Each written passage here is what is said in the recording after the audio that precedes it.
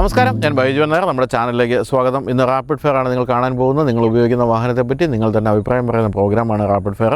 അപ്പോൾ ഒരുപാട് പ്രവാസികൾ നമ്മുടെ വീഡിയോ കാണുന്നുണ്ടെന്ന് എനിക്കറിയാം. ഞാൻ അതിൻ്റെ ആ സ്റ്റാറ്റിസ്റ്റിക്സിലൊക്കെ സ്ഥിരമായിട്ട് നോക്കാറുണ്ട്. പ്രവാസികൾ പൊതുവെ സാമ്പത്തിക കാര്യങ്ങളിൽ വളരെ ശ്രദ്ധിക്കുന്നവരാണെങ്കിലും ഭൂരിഭാഗം ആളുകളും ചെയ്യുന്ന ഒരു തെറ്റുണ്ട്.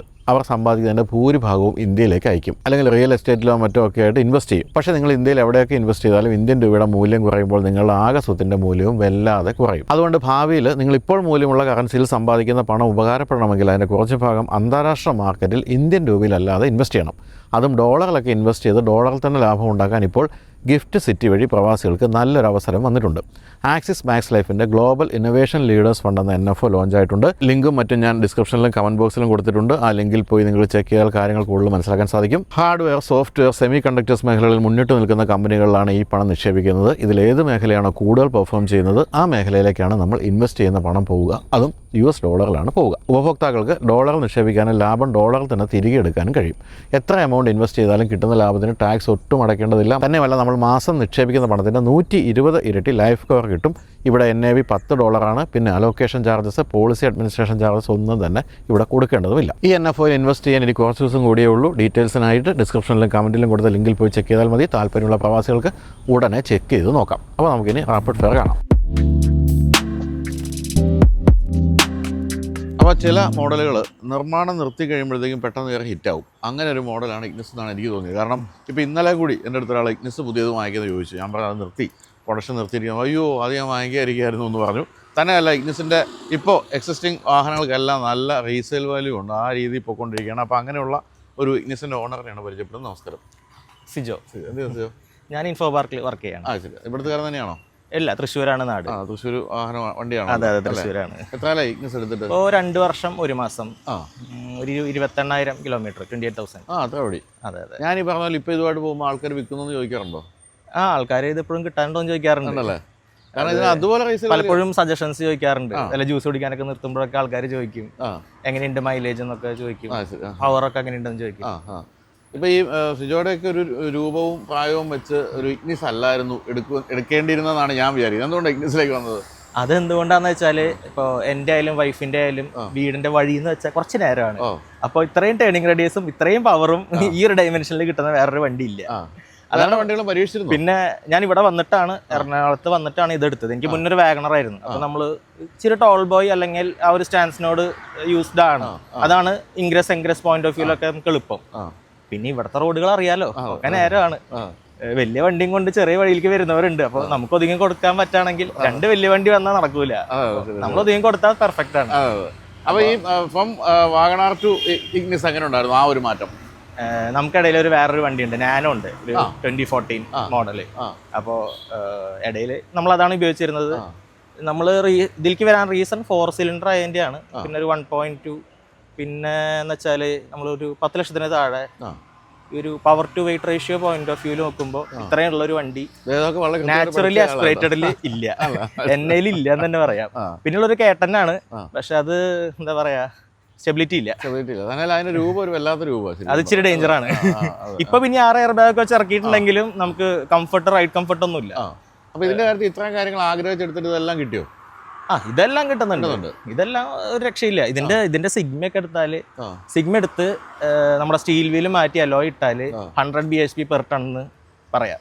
ഒരു സൂപ്പർ കാർ പോലെ കേരളത്തിലെ റോഡുകൾക്ക് പറ്റിയൊരു സൂപ്പർ കാർ എന്നാണെങ്കിൽ പറഞ്ഞ് ഓടിച്ചോണ്ട് നടക്കാം. അതെ, 100 bhp എന്നൊക്കെ പറയുമ്പോൾ നമുക്ക് വെയിറ്റ് അത്രേ ഉള്ളൂ, 800 സംതിങ് എന്തോ ഉള്ളൂ. അത് നമുക്ക് സ്റ്റീൽ മാറ്റി അലോയ് ആക്കുമ്പോൾ ഒന്നും കൂടെ കുറയും. നല്ല ഔട്ട്പുട്ടാണ് വരുന്നത്. പിന്നെ ഒന്നുമില്ല, അനാവശ്യമായിട്ടുള്ള ഒന്നുമില്ലല്ലോ സിഗ്മയിലൊന്നും. ഇത് പിന്നെ നമുക്ക് കുറച്ചെങ്കിലും ഫീച്ചർ വേണ്ടതുകൊണ്ട് ആഫ്റ്റർ മാർക്കറ്റ് നമ്മൾ പ്രിഫർ ചെയ്യാത്തതുകൊണ്ട് ഇതെടുത്തു. ഇത് സീറ്റാണ്. എനിക്ക് ഇത് LED വൈറ്റ് ലൈറ്റ് അധികം പറ്റൂല. അത് കാരണം കൊണ്ട് ഹാലോജൻ തന്നെ വേണ്ടതുകൊണ്ട് നമ്മൾ ഏറ്റവും ടോപ്പിലേക്ക് പോയില്ല, തൊട്ട് താഴേക്ക്. അതുകൊണ്ടാണ് നമ്മൾ ഈ വേരിയന്റ് എടുത്തത്. അപ്പൊ ഇത്രയും കാര്യങ്ങൾ ഗുണങ്ങളാണ് പറഞ്ഞത്. എന്താണ് ദോഷങ്ങള് തുടങ്ങാൻ നമുക്ക് 2024 ഒരു അവസാനം അല്ലെങ്കിൽ 2025 തുടക്കത്തിലൊക്കെയാണ് നമുക്ക് കുറച്ച് ഫസ്റ്റ് സർവീസിന് മുന്നേ തന്നെ നമുക്ക് കുറച്ച് നോട്ടീസ് ചെയ്ത് തുടങ്ങി. ഇത് ഇപ്പോൾ നമ്മളിപ്പോൾ കാല് കൊടുത്തപ്പോൾ ഇതിപ്പോൾ AMT ആണ്. അപ്പോൾ നമ്മൾ ഒരു 60-70 പോയിക്കൊണ്ടിരിക്കുമ്പോൾ ഒരാൾ വണ്ടീനെ ഓവർടേക്ക് ചെയ്യണം തോന്നി, കാല് കൊടുത്താൽ അത് ഓവർടേക്ക് ചെയ്യും. അത് പക്ഷേ ഒരു ജനുവരി ടൈമൊക്കെ ആയപ്പോൾ നമുക്ക് ഒരു കരിഞ്ഞ സ്മെല്ലൊക്കെ അകത്തേക്ക് വരാൻ തുടങ്ങി. ഒരു എഞ്ചിൻ ബേന്ന് ക്യാബിനിലേക്ക് ആയിരിക്കാം, എനിക്കറിയില്ല. അപ്പോൾ നമ്മൾ സർവീസ് സെന്ററിൽ പറഞ്ഞപ്പോൾ അവർ പറഞ്ഞു അത് സാർ ഇതിങ്ങനെ ഓടിക്കേണ്ട വണ്ടിയല്ല എന്നുള്ള ലെവലിലുള്ള ഒരു ഇതാണ്. നമ്മൾ HMT കളമശ്ശേരി ഡെഡ് എൻഡ് ഉള്ള 2 റോഡ് ഉണ്ടല്ലോ, മറ്റേ നീളം അവിടെ കൊണ്ടുപോയി ഓടിച്ച് കാണിച്ചു കൊടുത്ത് നോക്കി 10,000 സർവീസിൽ. അപ്പോൾ അവർ പറഞ്ഞു അത് നമുക്കൊന്നും ചെയ്യാനില്ല എന്നുള്ള ലെവലില്. പിന്നെ NVS ലെവൽസ് ഒക്കെ കുറച്ച് മോശമായിട്ടുള്ള ഇതാണ്. പക്ഷെ നമുക്ക് ഈ വണ്ടിയുടെ കാര്യം നമ്മളത് എൻജോയ് ചെയ്യുന്ന ഒരാളാണ്. ഇപ്പോൾ ചില ദിവസമൊക്കെ രാവിലെയൊക്കെ നമ്മൾ വെറുതെ വണ്ടി ഓൺ ആക്കിയിട്ട് വിൻഡോ താഴ്ത്തി വെറുതെ വണ്ടി സ്റ്റാർട്ട് ചെയ്യും, അവർ എഞ്ചിനോട്ട് സൗണ്ട് ഓൺ ആവുന്നതൊക്കെ കേൾക്കാൻ വേണ്ടിയിട്ട്. അപ്പോൾ ഇത് എന്നിട്ട് പിന്നെ നമ്മൾ പിന്നെ പെട്രോളുകൾ മാറ്റി നോക്കി. ഇപ്പം സാധാരണ ഇന്ത്യൻ ഓയിൽ ഭാരത് HP ഒക്കെയാണ് അടിച്ചു വരുന്നത്. ജിയോയിൽ 4000 അടിച്ചപ്പോൾ ഈ കരിഞ്ഞ സ്മെൽ ഇത്തിരി കുറഞ്ഞു. അതെ, അപ്പോൾ എന്തോ കുറച്ച് മിസ്സിങ് ഉണ്ടെന്ന് മനസ്സിലായി. പിന്നെ നമ്മൾ 4000 ഒരു തവണ നമുക്ക് പോയപ്പോൾ ഫ്യൂൽ അഡിറ്റീവ് ചേർത്തോ എന്ന് നോക്കാൻ പറഞ്ഞു. മൈലെക്സ് ആഡ് ചെയ്ത് നോക്കിയപ്പോൾ ഇത് കംപ്ലീറ്റ്ലി പോയി. അതെ. അപ്പോൾ എന്തായിരുന്നു അൾട്ടിമേറ്റ്ലി E20 ആണോ? അൾട്ടിമേറ്റ്ലി E20 ആണെന്ന് ഞാൻ പറയുന്നില്ല, എന്തോ ഒരു പ്രശ്നമുണ്ട്. ചിലപ്പോൾ ഇൻകംപ്ലീറ്റ് കമ്പസ്റ്റൻ ആവാം, നമ്മൾ ഭയങ്കരമായിട്ട് കൊടുക്കും. പക്ഷെ മാനുവൽ ഓടിക്കുമ്പോഴും അങ്ങനെ തന്നെയാണല്ലോ ഓടിച്ചോണ്ടിരുന്നല്ലേ? അതെ, അങ്ങനെ തന്നെയാണ് നമ്മൾ ഓടിച്ചോണ്ടിരുന്നത്. അത് നമ്മൾ ആ ഒരു ഇൻസ്റ്റന്റ് പവർ ഡെലിവറി ഉള്ളതുകൊണ്ടാണ് നമ്മൾ ഈ വണ്ടി എടുത്തത് തന്നെ. ഓട്ടോമാറ്റിക്കിന്ന് 1-2 ഗിയർ താഴത്തേക്ക് കൈകൊണ്ട് മാറ്റാണ്ട് തന്നെ ആക്സിലേറ്റർ പെട്ടൽ ഒറ്റ ചവിട്ടിയാൽ 5-ന്ന് 3 ഇട്ട് ആശാൻ 5000 RPM 6000 റെഡ് ലൈൻ ഇത് ഓവർടേക്ക് ചെയ്തിരിക്കും മിക്ക വണ്ടീനും. കൂടിയ വണ്ടികളെ പറയുന്നില്ല, എന്നാലും ഒരു മിക്ക വണ്ടികളെ നമുക്ക് ഓവർടേക്ക് ചെയ്യാൻ കാപ്പബിലിറ്റി ഉണ്ട് ഇതിന്. അപ്പോൾ ഇതാണ് ഒരു ഇഷ്യൂ. അപ്പോൾ അതിനുശേഷം എപ്പോഴും ഈ അഡിറ്റീവ് ഉപയോഗിച്ചാണോ? ഞാൻ കഴിഞ്ഞ 1.5 വർഷമായിട്ട് അഡിറ്റീവ് ചേർക്കുന്നത്. ഏത് പെട്രോൾ അടിക്കും അതോ എപ്പോഴും? അത് പ്രശ്നം എന്താണെന്ന് വെച്ചാൽ നമ്മൾ വേറെ പെട്രോളിൽ പോയാൽ എനിക്കൊരു 18-19 മേലെ മൈലേജ് കിട്ടാറില്ല ഹൈവേയിൽ കേട്ടോ. മാത്രമല്ല എഡിറ്റീവ് ചേർത്താൽ ഇല്ലെങ്കിലും ഒരു കാര്യമില്ല. എഡിറ്റീവ് ചേർത്താൽ ഇപ്പോൾ 4000 ജിയോ ഒക്കെ ആണെന്ന് വെച്ചാൽ നമുക്കൊരു 23 ഹൈവേയിൽ കിട്ടും. ഇപ്പോൾ ഇന്നിപ്പോൾ ഞാൻ ഇങ്ങോട്ട് വന്നത് 23 കിട്ടി. ഇന്നലെ ഞാൻ തൃശ്ശൂർ ടു എറണാകുളം വന്നത് 22 പോയിന്റ് എനിക്ക് കിട്ടിയിട്ടുണ്ട്. കുറച്ച് പണികൾ നടക്കുന്നുണ്ട്, കൊരട്ടി, ചെറിയ അങ്കമാലി കൺജഷൻ അങ്ങനെയൊക്കെ ഉണ്ട്. എന്നാലും സ്റ്റിൽ നമുക്ക് അങ്ങനെയൊക്കെ അച്ചീവ് ചെയ്യാൻ പറ്റുന്നുണ്ട് even in these tough times. ചിലപ്പോൾ ക്യാബിൻ്റെ ഇഷ്യൂ ആയിരിക്കാം, അറിയില്ല. പിന്നെ ഞാൻ അഡിറ്റീവ് യൂസ് ചെയ്യുന്നതിൻ്റെ മെയിൻ റീസൺ ഇത് IMT ആണല്ലോ. ഇതിന് ഒരു നമ്മൾ നോർമലി ഇപ്പോൾ 2 ഗിയർ ഒരു 20 എത്തിയാൽ അങ്ങനെ 30 തേർഡ് ഗിയർ അങ്ങനെ മേലെ കയറി പോകും. ഇപ്പോൾ 5th ഗിയർ 50-ലെത്തി 2000 RPM കറക്റ്റ് ഷിഫ്റ്റ് ആവും നോർമൽ പെട്രോളിൽ. അതങ്ങോട്ട് നിന്നു. ഒരു 60-65 വരെ അരപ്പിച്ചാലേ നമുക്ക് RPM കയറി ഗിയർ ഷിഫ്റ്റ് ആവുള്ളൂ. അപ്പോൾ ലിറ്ററലി ഒരു AMT ലാഗ് വന്ന പോലെയായി. പക്ഷേ നമുക്ക് AMT ലാഗ് ഇല്ലാത്തൊരു വണ്ടിയാണ് ഇഗ്നിസ്. സത്യത്തിൽ വേറെ ഒരു വണ്ടിയും ഈവൻ അതർ ദാൻ കേട്ടൻ AMT ലാഗ് ഓൾമോസ്റ്റ് നള്ളിഫൈ ചെയ്യാവുന്നതാണ് അതിൻ്റെ പെർഫോമൻസ് വെച്ചിട്ട്. അത് പോയി കഴിഞ്ഞാൽ പിന്നെ നമ്മൾ ഈ വണ്ടി കൊണ്ടു നടക്കുന്നതിൽ കാര്യമില്ലല്ലോ. അപ്പം അങ്ങനെയാണ് കൂടുതൽ നമ്മൾ എഡിറ്റീവ് ചേർത്ത് വെച്ച് തുടങ്ങി. ഇപ്പോൾ ഞാൻ 2 ദിവസം മുന്നേ ഒരു ആലപ്പുഴ പോയിട്ടുണ്ടായിരുന്നു. ഞാൻ പോകുമ്പോൾ ഞാൻ എഡിറ്റീവ് ചേർക്കാതെ ഞാൻ അടിച്ചു നോക്കി. അപ്പോൾ വീണ്ടും എനിക്ക് പ്രശ്നം വന്നു. ഗിയർ മര്യാദയ്ക്ക് ഷിഫ്റ്റ് ആവുന്നില്ല. കാലുകൊടുത്ത് നമ്മൾ ലൈറ്റ് ഫുഡ് ഡ്രൈവറാണ്. അപ്പോൾ കറക്റ്റ് 30 എത്തിയാവുന്ന കാല് വെക്കും, 40 എത്തിയ കാല് വെക്കും. അപ്പോൾ നമ്മൾ ഗിയർ തന്നെ മാറും. അതാണ് നമ്മുടെ ബിഹേവിയർ. പക്ഷെ അത് സാധനം ചെയ്യുന്നില്ല. അതെ, ആ ബിഹേവിയർ നോർമൽ ബിഹേവിയർ അങ്ങ് മാറി. ഞാൻ മൈലെക്സിന്റെ എപ്പോഴും നമ്മുടെ ഡോർ പോക്കറ്റിൽ ഉണ്ടാവും. അതിന് 40 ml 150-200 കിട്ടും. എന്തായാലും ഒരു per litre 2 to 3 rupees additional cost ആണ്. നമ്മൾ 2-3 രൂപ കൂടുതൽ കൊടുക്കുന്ന പോലെയാണ് പെട്രോളിന്. അത് നയാരാണെങ്കിൽ അവരെന്നെ ഒഴിച്ചു തരും. അവരെന്നെ വെട്ടിമുറിച്ച് ഒഴിച്ചിട്ട് തന്നാണല്ലോ, നമുക്കൊന്നും ചിന്തിക്കണ്ട. പിന്നെ നമ്മളിൽ അളക്കാൻ എല്ലാതും കൊണ്ടുനടക്കുന്നുണ്ട്. വേറെ ഏതെങ്കിലും സ്ഥലത്ത് നമ്മൾ ഓൾമോസ്റ്റ് ഇലക്ട്രിക് പോലെ കൊണ്ടുനടക്കുന്നത്. സത്യം പറയാലോ, ഞാൻ കഴിഞ്ഞ 4-5 മാസമായിട്ട് ഒരേ 1 അല്ലെങ്കിൽ 2 പമ്പിൽ നിന്ന് അടിക്കാറുള്ളൂ. നമ്മൾ അത്ര റേഞ്ച് കാൽക്കുലേറ്റ് ചെയ്തിട്ടാണ് പോകുന്നത്. അപ്പോൾ സത്യത്തിൽ ഇനി EVയിലേക്ക് മാറിയാലും വലിയ പ്രശ്നമൊന്നുമില്ല. നമുക്ക് ആ റേഞ്ച് ആങ്സൈറ്റി ഒക്കെ ഇപ്പോൾ റെഡി ആയി. അപ്പോൾ നിങ്ങളുടെ കൂട്ടത്തിൽ ഇപ്പോൾ വർക്ക് ചെയ്യുന്നവരൊക്കെ ഈ ഒരു E20 ഇഷ്യൂ പറയുന്നുണ്ടോ? ഇത്തരത്തിലുള്ള കുറെ പേർക്കുണ്ട്. പവർ ഡെലിവറി ആണ് മെയിൻ പ്രശ്നം. മാനുവൽ ഉള്ളവർക്ക് അത്ര കുഴപ്പമില്ല, ഒന്ന് കാല് കൂടുതൽ കൊടുത്ത് ചവിട്ടിയാൽ കിട്ടും. പക്ഷേ AMT ഉള്ളവരുടെ കാര്യം കുറച്ച് കഷ്ടമാണ്. നമുക്ക് ഇങ്ങനെ എന്തെങ്കിലും ചെയ്തേ പറ്റൂ. അപ്പോൾ ഇനി എന്താണ് പരിപാടി? അതുകൊണ്ട് AMT ഇത്തരം പ്രശ്നങ്ങൾ ഉണ്ടാക്കി തുടങ്ങിക്കൊണ്ട് വിൽക്കാനുള്ള പരിപാടിയാണോ? ഇല്ല, ഇതൊരു നമുക്ക് 5 വർഷം കഴിഞ്ഞ് നമുക്കൊരു പ്രൊജക്ട് കാറായി കുറച്ചൊക്കെ ചെറുതായിട്ടൊക്കെ ഒന്ന് മോഡിഫൈ ചെയ്ത് എന്തെങ്കിലുമൊക്കെ ചെയ്ത് നടക്കാം. ഇപ്പൊ ആകെ എന്താ ഉള്ളത്, ആകെ ഒരു ജിയോ മോട്ടീവ് OBD റീഡർ ഉണ്ട്, പിന്നെന്താ ടിൻഡ് ഉണ്ട്. വേറെ ഒന്നും നമ്മളിതിൽ ചെയ്തിട്ടില്ല. കിട്ടുന്നുണ്ട് ഇപ്പം സിറ്റിയില് കുറവാണ്. ഒരു ഇത് ചേർത്ത പിന്നെ ഇത് എന്ന് വെച്ചാൽ ഐഡിയലിൽ നല്ലോണം പെട്രോൾ കുടിക്കുന്നുണ്ട്. ഇതൊക്കെ ആയ പിന്നെ അല്ല മുന്നേയും കുടിച്ചിരുന്നു, പക്ഷെ ഇത്രയും പോയിരുന്നില്ല. 8 കിട്ടിയിരുന്നുള്ളൂ സിറ്റിയിൽ. ഇത് ചേർത്ത പിന്നെ ഒരു 10-11 നമുക്ക് കിട്ടുന്നുണ്ട്. അവൻ പറഞ്ഞത് ബമ്പർ ടു ബമ്പർ ട്രാഫിക് ആട്ടോ. ആ ആ ഇപ്പൊ ട്രാഫിക് ഇല്ലാത്ത സിറ്റിയിൽ ഇത് ആശാൻ 20+ ഒക്കെ തരും, നോ ഇഷ്യൂസ്. ആ ശരി ശരി. അപ്പോൾ എന്തായാലും ഈ പറഞ്ഞ പോലെ നന്നായിട്ട് ഓടിക്കൊണ്ടിരുന്ന ഒരു വണ്ടിയെ നശിപ്പിച്ചു. പെട്രോളാണോ എന്താണെന്ന് അറിഞ്ഞുകൂടാ, എന്തായാലും അങ്ങനെ സംഭവിച്ചു അല്ലേ? അതാണ് ഇപ്പോഴത്തെ ഒരു ഇഷ്യൂ. ഇപ്പം പലരും ഇത്തരം കാര്യങ്ങൾ ഇപ്പോൾ കഴിഞ്ഞ മുമ്പത്തെ തവണ നമ്മുടെ ഇവിടെ വന്ന ഒരു ജിംനി ഓണർ അദ്ദേഹം പറഞ്ഞത് ഇത് തന്നെയാണ്. അതിനേക്കാൾ രൂക്ഷമായ ഭാഷയിൽ തന്നെ പറഞ്ഞു. ഇത് പക്ഷേ എന്താണ് എന്ന് പറയാത്ത രീതിയിലാണ് ഇപ്പോൾ പറഞ്ഞു വെച്ചിരിക്കുന്നത്. അപ്പോൾ ഇത്ര ഇഷ്യൂസ് നിങ്ങൾക്കുണ്ടെങ്കിൽ നിങ്ങളും ഒന്ന് കമൻറ്റ് ചെയ്യുക. നമുക്കത് ഈ പറഞ്ഞ പോലെ എന്ത് ചെയ്യാൻ പറ്റുമെന്ന് അറിഞ്ഞുകൂടാ, എന്നാലും എല്ലാവരും തമ്മിൽ പരസ്പരം ഒന്ന് ചർച്ച ചെയ്യാമല്ലോ ഇതൊക്കെയാണോ ഇതിന് സംഭവിച്ചുകൊണ്ടിരിക്കുന്നത്. അപ്പോൾ AMD എന്ന് പറയുന്നത് നേരത്തെ പറഞ്ഞത് ശരിയാണ്. AMD ഏറ്റവും മികച്ച AMD ആയിരുന്നു, വലിയ റെസ്പോൺസ് ഉള്ള ഒരു AMD ആണ് ശരിക്കും. അതെ. അപ്പോൾ ടാറ്റയുടെ ഒക്കെ പല വണ്ടികളിലെ AMDകളൊക്കെ വളരെ ഗംഭീര ഒരു AMD ആയിരുന്നു. അതും പോയി. അതിൻ്റെയൊക്കെ ഈ പറഞ്ഞ പോലെ AMD സ്വഭാവം കാണിച്ചു തുടങ്ങി അല്ലേ എന്ന് പറയാം. പിന്നെ എനിക്ക് നാനോ ഉണ്ടെന്ന് ഞാൻ പറഞ്ഞില്ലേ, അതിലെന്ന് വെച്ചാൽ ഇപ്പോൾ നമുക്ക് ഒരു വണ്ടിനെ ഓവർടേക്കാന്ന് വിചാരിക്കുക, ഇടയ്ക്ക് വെച്ച വണ്ടി പവറിങ് ഇല്ലാണ്ടാവും, കട്ട് ഓഫ് ആയ പോലെ എഞ്ചിനും വണ്ടിയായിട്ട് ഒരു ബന്ധമില്ലാത്ത പോലെയാണ് ഈ പെട്രോൾ അടിച്ച പിന്നെ. ഈ പെട്രോൾ അടിച്ച പിന്നെയാ? അതെ അതെ. കാരണം ഞാനൊക്കെ നാനോ ഉപയോഗിച്ചിരുന്നു, അന്നൊന്നും ഈ പ്രശ്നം തോന്നി. അത് നാട്ടിലാ, ഞാൻ നാട്ടിൽ കൊണ്ടായി ഇത് ഞാൻ ആദ്യം എടുക്കില്ല, ഞാൻ അതെടുക്കുള്ളൂ. അപ്പോൾ അവിടെ എനിക്ക് ഇപ്പോൾ ഇവിടെ ഉള്ള പോലെ ജിയോ ആയിരുന്നു അത്രക്കില്ല, കുറച്ച് ഔട്ടർ ഏരിയയിലൊക്കെ ഉള്ളു. അപ്പോൾ ജിയോ പോയി ഒരു ഫുൾ ടാങ്ക് അടിച്ചപ്പോൾ ആശാൻ പണ്ടത്തെ പോലെ പടക്കുതിരായി. അപ്പൊ എല്ലാരും ശരിയാ, ജിയോയും നായരയാണ് നല്ല പെട്രോളും തോന്നുന്നല്ലേ? നല്ല പെട്രോളോ maybe they have better additives already added. I don't know. കാരണം ഇത് തന്നെ അടിക്കുമ്പോൾ അത്രയ്ക്ക് വലിയ ഗുണമില്ല, ബട്ട് വിത്ത് എഡിറ്റീവ് ആഡ് ചെയ്യുമ്പോൾ അടിപൊളിയാണ്. പക്ഷെ ബാക്കിയുള്ള പെട്രോൾ എഡിറ്റീവ് ആഡ് ചെയ്തിട്ടും വലിയ മെച്ചമൊന്നുമില്ല. സർക്കാരിന്റെ പെട്രോൾ മോശമാണെന്നാണല്ലോ പറഞ്ഞു വരുന്നല്ലേ? ഞാൻ കമ്പനി പമ്പുകളൊക്കെ നോക്കിയാണ് അടിക്കാറ്. എനിക്ക് മാസം ഒരു 2.5 ഫുൾ ടാങ്കാണ് ഞാൻ ഓടിക്കൊണ്ടിരുന്നിരുന്നത്. 4-5 ദിവസം ഓഫീസിൽ പോവും, നാട്ടിൽ പോയി തിരിച്ചു വരും, അങ്ങനെ ഒരു 800,000 കിലോമീറ്റർ റഫ്ലി. പക്ഷെ ഇതൊരു 3.5 ഫുൾ ടാങ്കായി മാറി. അപ്പോൾ ഒരു ഒറ്റയടിക്ക് ഒരു 3,000 രൂപ അങ്ങോട്ട് കൂടി, 3,000-1,500 രൂപ അങ്ങോട്ട് കൂടി. ഭയങ്കര തന്നെ കേട്ടോ. ഇത് ഇങ്ങനെ കൃത്യമായിട്ട് കാൽക്കുലേറ്റ് ചെയ്യുന്നവരെ സംബന്ധിച്ച് ഇതൊക്കെ ശരിക്കും ഭയങ്കര. അത് വെച്ച് നോക്കുമ്പോൾ നമുക്ക് ഒരു 2-3 രൂപ കൂടുതൽ കൊടുത്താലും ബെറ്റർ മൈലേജ് കിട്ടുന്നുണ്ടെങ്കിൽ അതാണ് എനിക്ക് ബെറ്റർ. വീണ്ടും വീണ്ടും പമ്പിൽ കയറാൻ നിൽക്കണ്ട, അതാണ് മെയിൻ ഹൈലൈറ്റ്. കൂടുതൽ റേഞ്ച് കിട്ടുന്നു. ഇതൊക്കെ ആയിട്ട് നമ്മൾ കോമറ്റൊക്കെ ഓടിച്ച് സിറ്റി നടക്കുക നമ്മൾ ചിരിക്കുകയാണ്. നമുക്ക് ഇതൊന്നും ഒരു വിഷയമല്ല. അതുകൊണ്ട് തന്നെയാണ് ഇനിയിപ്പോൾ എനിക്ക് തോന്നുന്നു EV കളുടെ വിൽപ്പന കൂടാൻ സാധ്യതയുണ്ട്. പലരും മാറി ചിന്തിക്കാനുള്ള ഒരു സാധ്യതയിലേക്ക് വരുന്നുണ്ട്. കാരണം ഇപ്പം നമ്മുടെ എൻ്റെ താഴെ കമൻറ്റൊക്കെ വരുന്നത് തന്നെ, ചേട്ടാ E20 ഇഷ്യൂസൊക്കെ വന്നല്ലോ, EV മാറണമെന്നൊക്കെ ചോദിച്ചു തന്നെയാണ് ആൾക്കാർ അഡ്വൈസൊക്കെ ചോദിക്കുന്നത്. അപ്പം അങ്ങനെ എന്താ ഒന്ന് കഴിഞ്ഞാൽ മട്ടത്തിന് വളവാകുമെന്ന് പറഞ്ഞാൽ ചിലപ്പോൾ EV ഇതുകൊണ്ട് രക്ഷപ്പെടുമായിരിക്കും. കുറച്ചുകൂടെ ചാർജിങ് സ്റ്റേഷൻസ് ഒക്കെ വരണം. അതെ അതെ. അപ്പോൾ എന്നാലും താങ്ക് യു സോ മച്ച്, നല്ലൊരു ഫീഡ്ബാക്ക് ആണ് വന്നത്. അപ്പോൾ ഇഗ്നിസിൻ്റെ കാര്യത്തിൽ ഈ പറഞ്ഞാൽ ഇഗ്നിസിനെ പറ്റി ഒരു പരാതിയില്ല. ഇപ്പോൾ സംഭവിച്ചിരിക്കുന്ന ഈ ഒരു പെട്രോളിനെ ആയിരിക്കാം എന്ന് കരുതുന്ന ഈ ഒരു ഇഷ്യൂ ആണ്. അപ്പം എല്ലാവരും കമൻറ്റ് ചെയ്യും. അപ്പോൾ താങ്ക് യു. ഓക്കെ.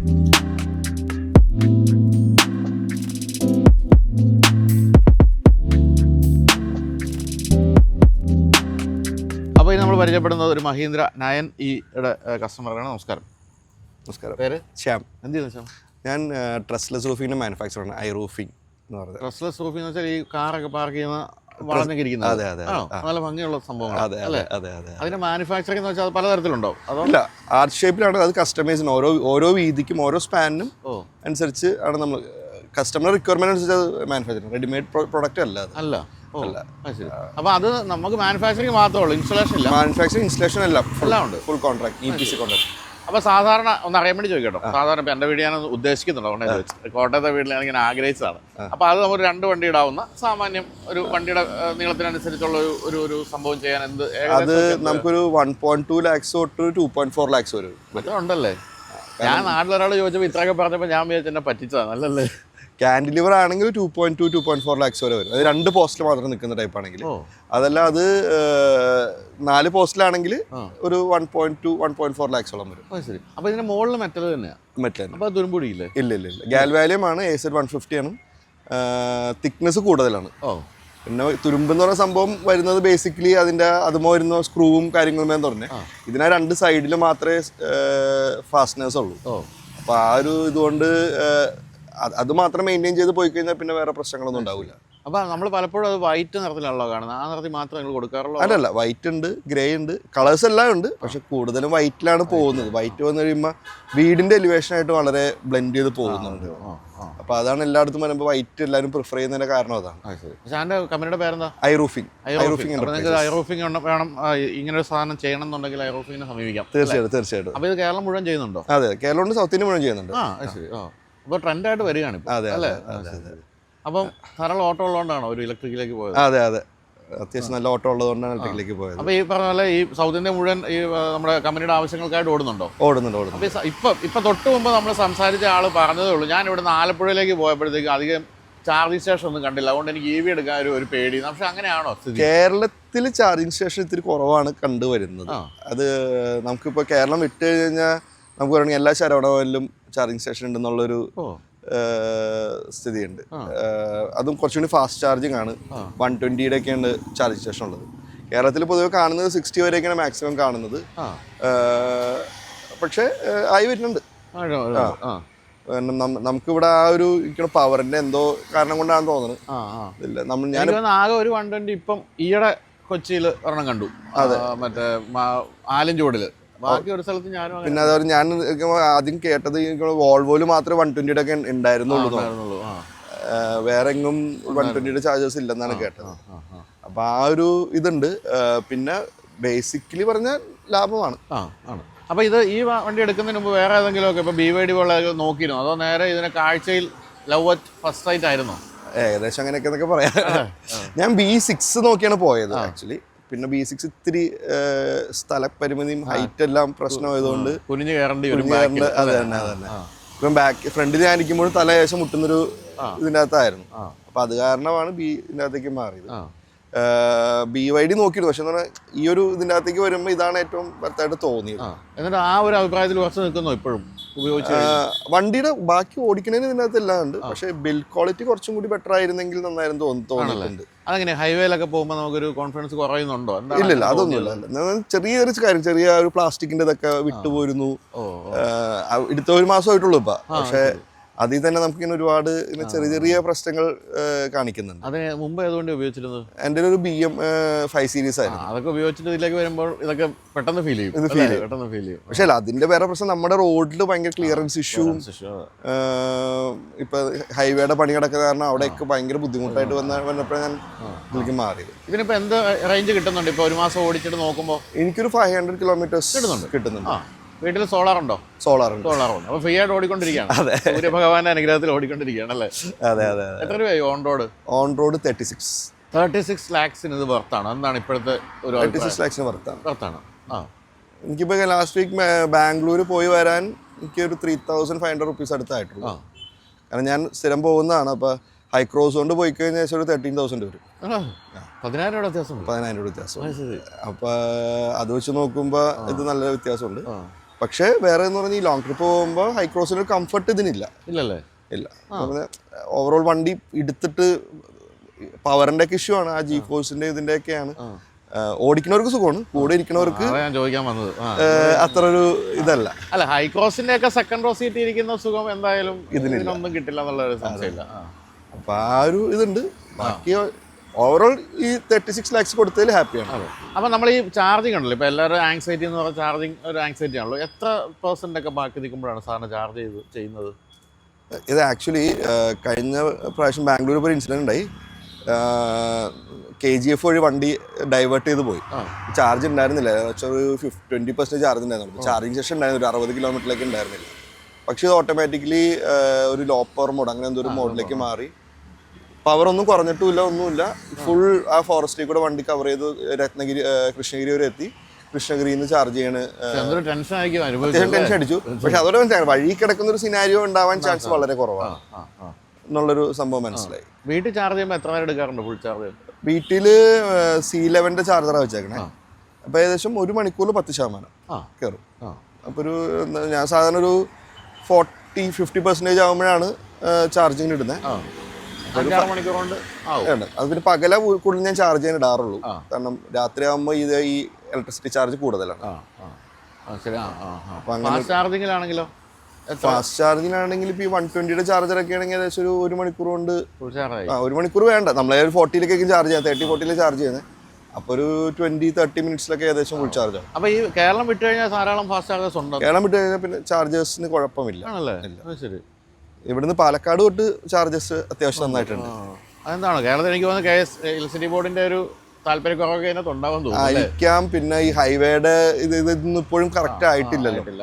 അപ്പോൾ ഈ ഹൈവേയും കാര്യങ്ങളെല്ലാം പണി കഴിയും. കാരണം പാലക്കാട് കഴിഞ്ഞ് കഴിയുമ്പോൾ അത്യാവശ്യം നന്നായിട്ട് ചാർജസ് ഉണ്ട്. തൃശ്ശൂർ കഴിഞ്ഞാൽ പിന്നെ തൃശ്ശൂർ ടു പാലക്കാട് പാളയാറ് പിന്നെ അവിടെ നിന്ന് അത്യാവശ്യം ചാർജേഴ്സ് ഉണ്ട്.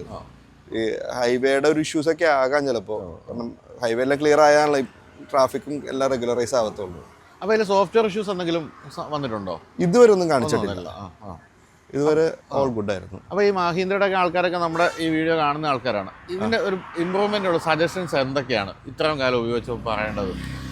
സർവീസും സർവീസ് ഫീഡ്ബാക്സും ഇത്തിരി ശോകമാണ് ആണല്ലേ? പിന്നെ ഈ പറഞ്ഞ പോലെ ഇപ്പൊ ഇതിന്റെ ചെറിയൊരു പ്ലാസ്റ്റിക് കമ്പോണൻസ് ഒക്കെ വളരെ ഇതാണ്. സീറ്റിന്റെ കളർ വൈറ്റ് സീറ്റ്, അതൊരു വലിയ ബാധ്യതയാണ്. അത് വെന്റിലേറ്റർ ആയതുകൊണ്ട് വേറെ ഒന്നും ചെയ്യാനും പറ്റില്ല. നാനോ കോട്ടിംഗ് ഒക്കെ ചെയ്ത് നോക്കി, പക്ഷേ അത് വെറുതെയാണത്. വലിയ ബെനിഫിറ്റ് അതുകൊണ്ടൊന്നുമില്ല. ഇതാണ് ബേസിക് ആയിട്ടുള്ള കാര്യം. അത് കൃത്യമായൊരു ഫീഡ്ബാക്കാണ് എനിക്കൊക്കെ തോന്നിയിട്ടുള്ള കാര്യങ്ങൾ ഈ പറഞ്ഞതെല്ലാം തന്നെ. പിന്നെ ഈ പറഞ്ഞ മഹീന്ദ്രൻ ടാറ്റ ഇപ്പോഴും ചില കാര്യങ്ങളിൽ ചെറിയ ചെറിയ കാര്യങ്ങളിൽ കുറച്ചുകൂടെ ശ്രദ്ധിക്കും. Minute attention to minute details എന്ന സംഭവം വളരെ കുറവാണ്. ശരിയാണ്. പ്രത്യേകിച്ച് ജർമ്മൻ കാറൊക്കെ ഉപയോഗിച്ചിട്ട് വരുമ്പോൾ നമുക്ക് ഭയങ്കരമായിട്ട് ഫീൽ ചെയ്യാം. അപ്പോൾ എന്തായാലും താങ്ക് യു സോ മച്ച്. അപ്പം ഞാൻ വിളിക്കാം വീട്ടിൽ ഒരു റൂഫ് ചെയ്യാൻ വേണ്ടി. Okay, thank you.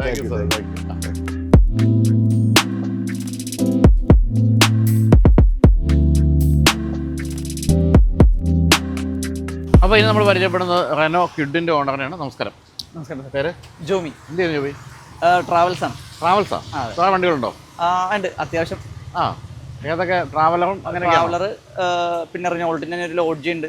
ലോഡ്ജി ഉണ്ടോ? അങ്ങനെ സെഡാൻ ഐറ്റംസ് ഉണ്ട്, പിന്നെ അതേപോലെ ബസ് അങ്ങനെയെല്ലാം. ഈ ലോഡ്ജി എങ്ങനെ ഉണ്ട്? ലോഡ്ജി ഓക്കെയാണ്, നല്ല കംഫർട്ടാണ്. ഞാൻ സത്യം ലോഡ്ജി പണ്ട് വന്ന സമയത്ത് ഞാൻ ഇത് ടെസ്റ്റ് ചെയ്യുന്ന സമയത്ത് പറഞ്ഞു ഇത് ശരിക്കും പറഞ്ഞാൽ ഇന്നോവയ്ക്ക് ഒരു വലിയ ഭീഷണിയാവുന്നത്. പക്ഷെ അങ്ങനെ ഒന്നും സംഭവിച്ചു. അത് കമ്പനി വേണ്ട പോലെ അതിന് ഇത് പരസ്യം കൊടുത്തില്ല. നല്ല സസ്പെൻഷനും അല്ലേ? അതെ, അതായത് സിംഗിൾ ഓണർ യൂസ് ആണെങ്കിൽ വണ്ടി നല്ലോണം കൊണ്ടുനടക്കാൻ പറ്റുന്നുണ്ട്. അപ്പൊ അങ്ങനെ റെനോയുടെ ഈ പറഞ്ഞ കമ്പനി വേണ്ട രീതിയിൽ പ്രൊമോട്ട് ചെയ്തില്ല ലോഡ്ജി. പക്ഷെ വീണ്ടും ഒരു റെനോയിലാണ് പ്രൈവറ്റ് യൂസിനായിട്ട് എടുത്തിരിക്കുന്നത്. എന്താണ് അതിനൊരു കാരണം? അത് ഞാൻ വിദേശ സമയത്ത് വൈഫിന് വേണ്ടിയിട്ട് എടുത്തായിരുന്നു. അപ്പോൾ സിറ്റി റൈഡാണ് കൂടുതലും നോക്കണേ. അപ്പോൾ ഓട്ടോമാറ്റിക്കും കൂടി ആയതുകൊണ്ടും അതും സാറിന്റെ റിവ്യൂ കണ്ടിട്ട് തന്നെയാണ് വണ്ടി എടുക്കണേ. അതെ അതെ. അപ്പൊ ഇതല്ലാതെ വേറെ ഏതെങ്കിലും നോക്കിയിരുന്നോ ആ സമയത്ത്? അതോ നേരെ ഇതിലേക്ക്? ഇല്ല, ഞാൻ അന്ന് മാരുതിയുടെ 800 നോക്കി. ഇതേപോലെ തന്നെ ഒരു മീഡിയം ഫാമിലിക്ക് പറ്റുന്ന രീതിയിലുള്ള ഒരു വണ്ടി നോക്കിയായിരുന്നു. പക്ഷെ അന്ന് വണ്ടി ഓൺ റോഡ് ഇറങ്ങുമ്പോൾ തന്നെ ഒരു കാര്യങ്ങളും നമുക്ക് ആക്സറീസ് ഒന്നും വേണ്ടായിരുന്നു, ഇതിലെല്ലാം ഇൻക്ലൂഡഡ് ആയിരുന്നു. അപ്പൊ അതുകൊണ്ടിട്ട് ഏറ്റവും ബെറ്റർ ഇതായിട്ട് തന്നെ തോന്നി. പിന്നെ അവരുടെ ഭാഗത്തു നിന്നുള്ള സപ്പോർട്ടും അത്യാവശ്യം നല്ലതായിരുന്നു. എത്ര കാലം ഇപ്പൊ എടുത്തിട്ട്? ഇപ്പോ 4.25 വർഷവും. 4.25 വർഷമായി? അപ്പൊ വൈഫ് തന്നെയാണോ അധികം ഓടിച്ചോണ്ടിരിക്കുന്നത്? അല്ല, ഇപ്പൊ ഞാൻ നാട്ടിൽ വന്നാൽ പിന്നെ ഇപ്പൊ എന്റെ കയ്യിലാണ്. സിറ്റി ഡ്രൈവിന് കൂടുതൽ തന്നെ അല്ലെങ്കിൽ പിന്നെ അവിടെ ഏതെങ്കിലും ടാക്സി വണ്ടികളൊക്കെ എടുത്തിട്ട് അങ്ങനെ ഇങ്ങോട്ടൊക്കെ ഓടിക്കും. അപ്പൊ ഈ 4.5 വർഷത്തിന് ശേഷം എന്താണ് ഇതിനെപ്പറ്റി ഒരു ഫീഡ്ബാക്ക്? ഒരു 10 മാർക്കിൽ എത്ര മാർക്ക് കൊടുക്കും? ഞാൻ സാറ് പറഞ്ഞ പോലെ അധികം യൂസ് ചെയ്തിട്ടില്ല. 26,000 കിലോമീറ്റർ ഇപ്പോൾ ആയിട്ടുള്ളൂ ഈ 4.5 വർഷത്തിൽ. അപ്പോൾ എന്നെ സംബന്ധിച്ച് വേറെ ഇതുവരെ ഇഷ്യൂസ് ഒന്നും വന്നിട്ടില്ല വണ്ടിക്ക്. ഒന്ന് ബ്രേക്ക് പാഡും കാര്യങ്ങളൊക്കെ ഒരിടക്ക് മാറിയായിരുന്നു, അല്ലാണ്ടുള്ള വേറെ ഇഷ്യൂസ് ഒന്നും ഇതുവരെ വന്നിട്ടില്ല. പിന്നെ മൈലേജ് പറഞ്ഞാലും കുറച്ച് പൊടിക്ക് ഇപ്പൊ കുറഞ്ഞിട്ടുണ്ട്. പിന്നെ കമ്പനി പറയുന്നതൊന്നും ഒരിക്കലും കിട്ടില്ല. കിട്ടുന്നുണ്ട്. സിറ്റിയിൽ ഒരു 13, 12 അങ്ങനെയൊക്കെ തന്നെ ഉള്ളൂ. ഹൈവേയില് 16, 17 ഒക്കെ കിട്ടിയിട്ടുണ്ടായിരുന്നു.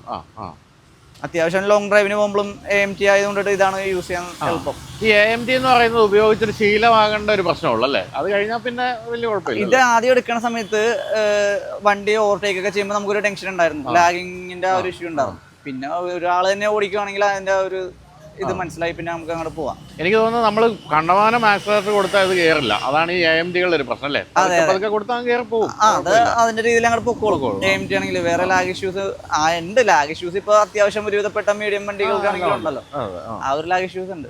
ഈ മെയിൻ്റെനൻസ് കോസ്റ്റ് എങ്ങനെയുണ്ട്? മെയിൻ്റെനൻസ് കോസ്റ്റ് കുഴപ്പമില്ല. സാധാരണ ഒരു ആൾക്ക് താങ്ങാൻ പറ്റുന്ന രീതിയിലുള്ള സാധാരണ സർവീസിനൊക്കെ ഏകദേശം എത്ര രൂപയൊക്കെ വരാറുണ്ട്? ഇപ്പൊ ലാസ്റ്റ് ഒരു സർവീസ് കഴിഞ്ഞത് 6,000 രൂപ. ആ ഒരു റേറ്റിലൊക്കെ തന്നെ. 10,000-ലാണ്? അതെ അതെ. ഓയിലും കാര്യങ്ങളെല്ലാം കൂടി മറ്റേ ഏകദേശം. ഇത്രയും ട്രാവൽ കമ്പനി ഉണ്ട്, ഇത്രയും വണ്ടികളുള്ളപ്പോൾ ഏതിന് ഏറ്റവും കൂടുതൽ മെയിൻ്റെനൻസ് കോസ്റ്റ് പൊതുവെ ഏത് ബ്രാൻഡിനാണ് തോന്നാറുള്ളത്? മെയിൻ്റെനൻസ് കോസ്റ്റ് എന്ന് പറയാൻ വേണ്ടിയിട്ട് മാരുതിയുടെയും ടാക്സി ഇതിൽ മാരുതിയും ഇതും മാത്രമേ ഉള്ളൂ നമുക്ക്. ടൊയോട്ടയുടെ വണ്ടിക്കൊന്നും പിന്നെ തിരിഞ്ഞു നോക്കണ്ട, ഒരു 5 വർഷത്തേക്ക് ഓക്കെയാണ്. പിന്നെ വരുമ്പോ ഇതാണ് മാരുതിയുടെ വണ്ടിക്ക് ഈ പറഞ്ഞ പോലെ ടയറിന്റെ ഇഷ്യൂസ്, തേയ്മാനങ്ങൾ വരാറുണ്ട്. പിന്നെ എഞ്ചിൻ സംബന്ധമായിട്ടുള്ള കാര്യങ്ങൾ നമ്മളായിട്ട് വരുത്തി വെക്കണം. ഓയിൽ കാര്യങ്ങൾ ചെക്ക് ചെയ്തില്ലെങ്കിലുള്ള പ്രശ്നങ്ങൾ മാത്രമേ, അല്ലാണ്ട് അങ്ങനെ പ്രശ്നങ്ങളൊന്നുമില്ല. പിന്നെ ഓരോരുത്തരുടെ യൂസ് പോലെ ഇരിക്കും, ഡ്രൈവർമാരെ മാറി മാറി യൂസ് ചെയ്യുന്നുണ്ടിട്ട്. എന്താണ് ഇതിനെ സംബന്ധിച്ച് ഏറ്റവും ഇഷ്ടപ്പെട്ട ഒരു കാര്യം എന്താ ഇതിന്റെ? ഇതിനെ സംബന്ധിച്ച് ഞാൻ ഈ കളറായിരുന്നു എനിക്ക് ഫസ്റ്റ് ഇഷ്ടപ്പെട്ടത്. ശരിക്കും പറഞ്ഞാൽ 4.5 വർഷമായെന്ന് എനിക്ക് വിശ്വസിക്കാൻ പറ്റില്ല. ഞാനതാ ഒന്ന് ഞെട്ടിപ്പോയത്. 4.5 വർഷമായി. കാരണം കണ്ട പുതിയതുപോലെ ഒരു തിളക്കത്തിന് പോലും മാറ്റമില്ല. ഇത് കളറ് ഒരു ഘടകം പറഞ്ഞ പോലെ എടുത്ത സമയത്ത്. പിന്നെ ഈ ഫ്രണ്ട് മോഡലും കാര്യങ്ങളും സാർ XU ടൈപ്പ് ഒരു മോഡലായിരുന്നു. പിന്നെ കുറച്ച് അറ്റാച്ച്മെന്റും കൂടി കൂടിയ വണ്ടിയാണ്, അതുകൊണ്ടിട്ട് അതേപോലെ അങ്ങനെ നോക്കുന്നു. ശരിക്കും പറഞ്ഞാൽ ഈ ഒരു സെഗ്മെന്റിലെ മറ്റു വണ്ടികളൊന്നും കാണാനൊന്നും ഒരു ഭംഗിയൊന്നും ഇല്ല അല്ലേ? ഇത് പക്ഷെ നല്ല രസമാണ് കാണാൻ. ഇപ്പൊ 800 ആണെങ്കിലും കുറ്റം പറഞ്ഞല്ല, 800 ആണെങ്കിലും മോശമില്ലാത്ത രീതിയിൽ വണ്ടി ഇത് വെച്ച് കമ്പയർ ചെയ്യുമ്പോൾ അതിനൊക്കെ ഒരു വളരെ ചെറിയ വണ്ടികളുടെ രൂപം അപ്ഡേഷൻ വരുന്നില്ല വണ്ടികൾക്കൊന്നും. ഇതിന് ആ സമയത്ത് ഒരു അപ്ഡേഷൻ ഉണ്ടായിരുന്നു, അങ്ങനെ അത് എടുത്തതാണ്. അപ്പൊ ഇതിപ്പോ ഇത്രയും കാലം ഉപയോഗിച്ച് കഴിഞ്ഞപ്പോ എന്തെങ്കിലും കൂടി ഉണ്ടായിരുന്നെങ്കിലും തോന്നിയ എന്തെങ്കിലും കാര്യങ്ങളുണ്ടോ? അതോ ഈ ഒരു മിററിന് ഇപ്പോൾ തന്നെ മിററിന് സൈഡ് ലൈറ്റ് ഒക്കെ ഉണ്ടായിരുന്നു, ആ സമയത്തും ബാക്കിയുള്ള വണ്ടികൾക്ക് ഉണ്ടായിരുന്നു, പക്ഷെ ഇതിനുണ്ടായിരുന്നില്ല. ഇൻഡിക്കേറ്റേഴ്സ് പിന്നെ ഓട്ടോ ഫോൾഡിങ് വെക്കാമായിരുന്നു. അതുമില്ല അല്ലേ? ശരിക്കും സിറ്റിയിൽ ഏറ്റവും ആവശ്യമുള്ള സാധനം ഓട്ടോ ഫോൾഡിങ്. കാരണം ചെറിയ റോഡിലോട്ടൊക്കെ പോയി കഴിഞ്ഞാൽ മിററൊന്നും മടക്കാൻ വേണ്ടി നമ്മൾ ഇതഴിക്കണം. അപ്പൊ ഇനിയിപ്പോ എന്താണ് 4.5 വർഷം എന്ന് വെച്ചാൽ സാധാരണ ഒരാൾ വണ്ടി ഉപയോഗിക്കുന്നൊക്കെ 5 വർഷമൊക്കെ ആണല്ലോ. ഇത് മാറ്റാൻ ഉദ്ദേശിക്കുന്നത് ഇത് തന്നെ തുടരുമോ? തൽക്കാലത്തേക്ക് ഇപ്പൊ ഡസ്റ്ററിലോട്ട് നോക്കണമെന്നുണ്ട്. അപ്പൊ ചിലപ്പോ ഇത് കൊടുക്കാൻ തോന്നൂല. അപ്പൊ ഈ റെനോ അത്ര ഇഷ്ടമാണോ? റെനോനോടൊരു താല്പര്യമുണ്ട്, കാരണം വിദേശത്ത് ഞാൻ റെനോ തന്നെയായിരുന്നു യൂസ് ചെയ്തിരുന്നത്, അവിടെയും ഡസ്റ്റർ ആയിരുന്നു. ശരി ശരി. പക്ഷെ അന്നേരം ഈ ഒരു ചെറിയ കോമ്പാക്ട് സിറ്റി കാർ എന്നുള്ള സങ്കല്പത്തിൽ അങ്ങ് പോകും, പിന്നെ വലിയ വണ്ടിയായി. അതെ അതെ അതെ. പിന്നെ സിറ്റി റൈഡിന് നല്ല കംഫർട്ടാണ് വണ്ടി, AMT കൂടി ആയതുകൊണ്ട്. അതന്നെ. പക്ഷേ ഡസ്റ്ററിന്റെ DCT ഗംഭീര സാധനം, ഓട്ടോമാറ്റിക് ടെസ്റ്റ് ഡ്രൈവ് ചെയ്ത് നോക്കിയായിരുന്നു. ഗംഭീര സാധനമല്ലേ? ടെസ്റ്റ് ഡ്രൈവ് ചെയ്ത് നോക്കിയായിരുന്നു. അപ്പൊ ഇപ്പം അതിന്റെ തന്നെ ടെക്ടോൺ എന്ന് പറഞ്ഞ് നിസാനും കൊണ്ടുവന്നല്ലോ. അതെ അതെ. ഇത് രണ്ടും കണ്ടോ? ഇല്ല, നിസാന്റെ പോയി നോക്കിയിട്ടില്ല. ചിലക്കൊക്കെ അത് കാണാനാണ് കൂടുതൽ ഇഷ്ടം എന്ന് പറയുന്നുണ്ട്. പിന്നെ ടാറ്റയുടെ സിയറ നോക്കാന്നുള്ളൊരു ഇതിലുണ്ട്, അങ്ങനെ നിൽക്കണം. അപ്പൊ എന്തായാലും ഈ പറഞ്ഞ പോലെ കിഡിന്റെ കാര്യത്തിൽ കിഡ് എനിക്ക് തോന്നുന്നു ഇപ്പം വളരെ സെയിൽ കുറഞ്ഞു. കാരണം വെച്ചാൽ ഇവർ ഈ പറഞ്ഞ പോലെ മാർക്കറ്റിംഗ് ആ കാര്യമൊന്നും ചെയ്യാത്തതുകൊണ്ട് സംഭവിക്കുന്ന. പിന്നെ ബോഡി വെയിറ്റിന് ഒരു ചെറിയൊരു കുറവ് അല്ലേ? സൈഡ് പാർട്സ് ഒക്കെ നോക്കണമെങ്കിൽ ചെറിയൊരു പ്രശ്നം തോന്നുന്നു. ഈ വിലക്ക് വിൽക്കണ്ടേ? അതാണ് ഇപ്പൊ ഇത് കോമ്പറ്റ് ചെയ്യുന്ന വണ്ടികളുടെ വിലക്ക് വിറ്റില്ലെങ്കിൽ ഇത് വിൽക്കൂലല്ലോ. അതുകൊണ്ട് ഇവരൊക്കെ കുറച്ച് കോംപ്രമൈസ് ചെയ്ത രക്ഷയില്ലാത്തൊരവസ്ഥയാണ് ഇപ്പം പുതിയ സ്കോഡയുടെയും ഫോക്സ്വാഗണിന്റെ ഒക്കെ പുതിയ വണ്ടികൾ നോക്കിയാൽ നമുക്കറിയാം പഴയ ആ വണ്ടികളുടെ ഒന്നും ക്വാളിറ്റി ഇല്ല. കാരണം ഈ വില പിടിച്ചു നിർത്താൻ വേണ്ടി ചെയ്യുന്ന കാര്യങ്ങളാണ്. എന്നാൽ പോലും കാഴ്ചയിൽ ഈ ഒരു SUV ലുക്ക് എനിക്കും ഈ ഒരു സെഗ്മെന്റ് വേറൊരു വണ്ടിക്ക് ഈ നിറവും ഗംഭീരമാണ്. സ്ത്രീകൾക്കൊക്കെ വളരെയധികം കൊണ്ടുനടന്നാൽ നല്ലതാണ്, അല്ലെങ്കിൽ സ്ക്രാച്ചസും കാര്യങ്ങളൊക്കെ എടുത്തറിയും. അപ്പോൾ എന്തായാലും thank you so much. Thanks. അപ്പോൾ നമ്മുടെ ട്രാവൽ ഏജൻസിയുടെ പേരെന്തായിരുന്നു? Dream destiny, DD Kerala expeditions. Thank you. Thanks.